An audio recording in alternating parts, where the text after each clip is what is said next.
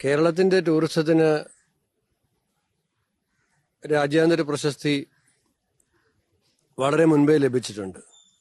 പക്ഷെ ഇനി അതിന്റെ അടുത്ത ഒരു ഘട്ടത്തിലേക്ക് കടക്കുന്നതിന്റെ പ്രവർത്തനങ്ങളാണ് സംസ്ഥാന ടൂറിസം വകുപ്പ് ആലോചിക്കുന്നത്.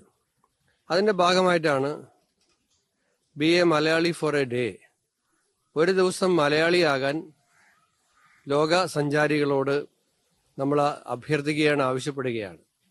കാരണം കേരളം എന്ന് പറയുന്നത് കേവലം കണ്ടുപോകേണ്ട സ്ഥലമല്ല, അത് അനുഭവിച്ചറിയേണ്ട സ്ഥലമാണ്.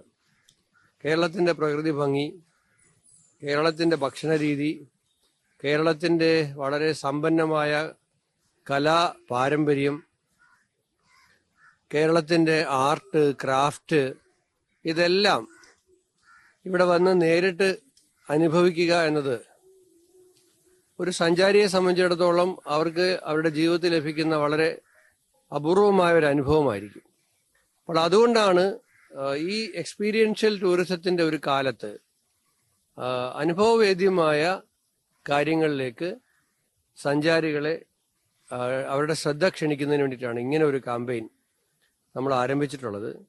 ഇപ്പോൾ തന്നെ നമുക്കറിയാതെ പറയാൻ കാരണം, ഇപ്പം നമ്മുടെ ഹോം സ്റ്റേകളൊക്കെ തന്നെ വലിയ തോതിൽ ഇന്ന് വിദേശ വിനോദസഞ്ചാരികളെ അടക്കം ആകർഷിക്കുന്നുണ്ട്. അപ്പോൾ അവിടെ അതൊരു റെസ്പോൺസിബിൾ ടൂറിസത്തിന്റെ കൂടി ഭാഗമായിട്ടാണ്, കമ്മ്യൂണിറ്റിയെ കൂടി കൂട്ടിച്ചേർത്തുകൊണ്ടുള്ള ഒരു ടൂറിസം പ്രവർത്തനമാണ്. അപ്പം നമ്മുടെ ഗ്രാമങ്ങളിൽ സഞ്ചാരികൾ വന്ന് താമസിക്കുന്നു, അവിടെ വലിയ 5 സ്റ്റാർ 7 സ്റ്റാർ ഫെസിലിറ്റി ഒന്നും കാണത്തില്ല. പക്ഷെ അവർക്ക് ആ ഗ്രാമീണ ജീവിതത്തെ അടുത്തറിയാനും അനുഭവിക്കാനുള്ള ഒരു അവസരമാണ് നമ്മൾ കൊടുക്കുന്നത്. ഓണം വേറൊരു ടൂറിസം അവസരമാണ്. യഥാർത്ഥത്തിൽ ഓണവും ഒരു ടൂറിസം പ്രോഡക്റ്റാണ്. ഓണക്കാലത്ത് കേരളത്തിലേക്ക് വന്നാൽ എന്തെല്ലാമുണ്ട്? ഓണസദ്യ എന്ന് പറയുന്നത് ഓണത്തിൻ്റെ ഒരു പ്രത്യേകതയാണ്. ആ സദ്യയുടെ പ്രത്യേകത എന്ന് വെച്ചാൽ അതിൽ ഒരുപാട് വിഭവങ്ങളുണ്ട്. അതുപോലെയാണ് കേരളത്തിൽ ഓണക്കാലത്ത് വന്നാൽ ഒരുപാട് വിഭവങ്ങളുണ്ട്. ഇപ്പോൾ ഈ കനകക്കുന്നിലേക്ക് വന്നാൽ ഇവിടെ ഓണവുമായി ബന്ധപ്പെട്ട് ഒരുപാട് കാര്യങ്ങൾ നിങ്ങൾക്ക് നേരിട്ട് അറിയാൻ പറ്റും. അതേസമയം ഇപ്പം 30-ാം തീയതി തിരുവനന്തപുരത്ത് ടൂറിസം ഓണം വാരാഘോഷത്തിന്റെ സമാപനത്തിന്റെ ഘോഷയാത്രയാണ്. അന്ന് തന്നെയാണ് ആറന്മുളയിലേക്ക് പോയാൽ ഉത്രട്ടാതി വള്ളംകളി, നെഹ്റു ട്രോഫി വള്ളംകളി കഴിഞ്ഞിട്ടേ ഉള്ളൂ. കേരളത്തിന്റെ മറ്റു പല സ്ഥലങ്ങളിലും വള്ളംകളി നടക്കുകയാണ്.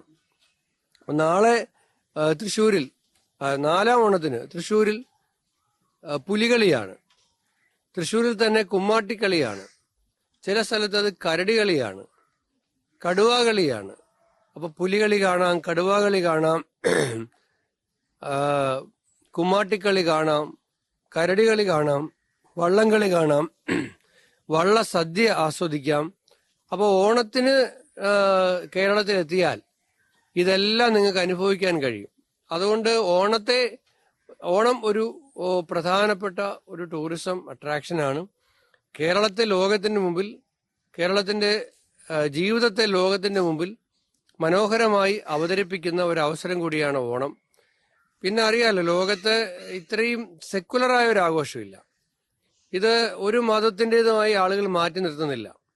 എല്ലാ മലയാളികളും ജാതി മത വ്യത്യാസമില്ലാതെ ഒരേപോലെ ആഘോഷിക്കുന്ന ഒരു ഉത്സവമാണ് ഓണം. അതിന് ജാതി മത വ്യത്യാസങ്ങളൊന്നും തന്നെയില്ല. അത്രയും വലിയ ഒരു സെക്കുലർ ആഘോഷമാണ്. എന്ന നിലയിലും ഓണത്തിന് പ്രത്യേകതയുണ്ട്. ടൂറിസം മേഖലയിലും ഗവൺമെന്റ് വളരെ ഘടനാപരമായ ചില മാറ്റങ്ങൾ വരുത്താൻ ഉദ്ദേശിക്കുന്നുണ്ട്. അതിലേറ്റവും പ്രധാനപ്പെട്ടത് കേരളത്തിന്റെ ടൂറിസം മേഖലയിൽ പ്രവർത്തിക്കുന്നവരുടെ ദീർഘകാലമായിട്ടുള്ള അവരുടെ ആവശ്യമാണ് ടൂറിസത്തിന് ഇൻഡസ്ട്രി സ്റ്റാറ്റസ് നൽകുക എന്നുള്ളത്. അതിന്റെ ഒരു അവസാന ഘട്ടത്തിലാണ്. ടൂറിസത്തിന് ഇൻഡസ്ട്രി സ്റ്റാറ്റസ് നൽകുന്നതോടുകൂടി വ്യവസായങ്ങൾക്ക് ലഭിക്കുന്ന എല്ലാ ആനുകൂല്യങ്ങളും ടൂറിസം മേഖലയിൽ പ്രവർത്തിക്കുന്നവർക്കും ഇനി മുതൽ ലഭിക്കുന്ന ഒരു സാഹചര്യം ഉണ്ടാകും. അത് ടൂറിസം സെക്ടറിന് നൽകുന്ന ബൂസ്റ്റ് വളരെ വലുതായിരിക്കും. കൂടുതൽ ആളുകൾ, സ്വകാര്യ നിക്ഷേപകർ കേരളത്തിന്റെ ടൂറിസം മേഖലയിൽ നിക്ഷേപത്തിനായി കടന്നു വരുന്ന സാഹചര്യം ഉണ്ടാകും. കൾച്ചറിനെയും ടൂറിസത്തെയും കൂടി, കൾച്ചറൽ ടൂറിസം എന്ന് പറയുന്ന ഒരു സംഭവം തന്നെയുണ്ട്. അപ്പൊ കൾച്ചറിനെയും ടൂറിസത്തെയും തമ്മിൽ നമ്മൾ സംയോജിപ്പിക്കും. നമ്മുടെ ടൂറിസത്തിന്റെ വാർഷിക കലണ്ടറിൽ നമ്മുടെ കൾച്ചറൽ ഇവന്റ്സ് ഉൾപ്പെടുത്തും. ഇപ്പൊ നവംബർ മുതൽ ഏപ്രിൽ വരെ കണ്ണൂരിൽ തെയ്യത്തിന്റെ സീസണാണ്. അപ്പോൾ നമ്മൾ ടൂറിസ്റ്റുകളോട്, സഞ്ചാരികൾക്ക് മുൻകൂട്ടി അറിയിപ്പ് കൊടുക്കും. നവംബർ മുതൽ ഏപ്രിൽ വരെ വന്നാൽ നിങ്ങൾക്ക് പിന്നെ തെയ്യം കാണാം. അതാണ് കൾച്ചറൽ ടൂറിസം കൊണ്ട് നമ്മൾ ഉദ്ദേശിക്കുന്നത്. പടയണി കാണാം. പടയണി പല പടയണിയുണ്ട്. ഇപ്പോൾ നമ്മുടെ നീലംപേരൂര് പടയണിയുണ്ട്, എലന്തൂര് പടയണിയുണ്ട്, കൊരമ്പാല പടയണിയുണ്ട്. ഇപ്പൊ പല പടയണികളുണ്ട്. പല പടയണിയുടെയും സമയം പലതാണ്.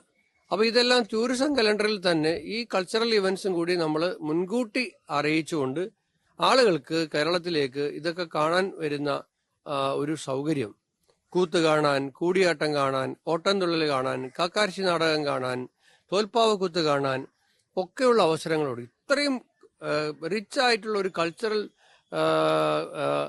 ഹെറിറ്റേജ് നമുക്കുണ്ട്. അത് നമുക്ക് ലോകത്തിന് മുമ്പാകെ, ലോക സഞ്ചാരികളുടെ മുമ്പാകെ അവതരിപ്പിക്കണം. അതിനു വേണ്ടിയിട്ടാണ് ഈ കൾച്ചറൽ ടൂറിസം കൊണ്ട് നമ്മൾ ലക്ഷ്യം വെക്കുന്നത്. അതുകൂടാതെ ബാക്ക് വാട്ടർ ടൂറിസത്തിന് കൂടുതൽ പ്രാധാന്യം കൊടുക്കുന്നുണ്ട്. മെഡിക്കൽ വാല്യൂ ടൂറിസത്തിന് പ്രാധാന്യം കൊടുക്കുന്നുണ്ട്. കേരള ഹോം ഓഫ് ആതന്റിക് ആയുർവേദ ഇപ്പൊ എല്ലാ സ്ഥലത്തും ഉപയോഗിക്കുന്നുണ്ട്. പക്ഷെ യഥാർത്ഥത്തിൽ ഓതന്റിക് ആയിട്ടുള്ള ഒരു ആയുർവേദ എക്സ്പീരിയൻസ് കിട്ടണമെങ്കിൽ കേരളത്തിൽ തന്നെ വരണം. അപ്പോൾ ഈ ആയുർവേദ വെൽനസ് ടൂറിസം ഉണ്ട്.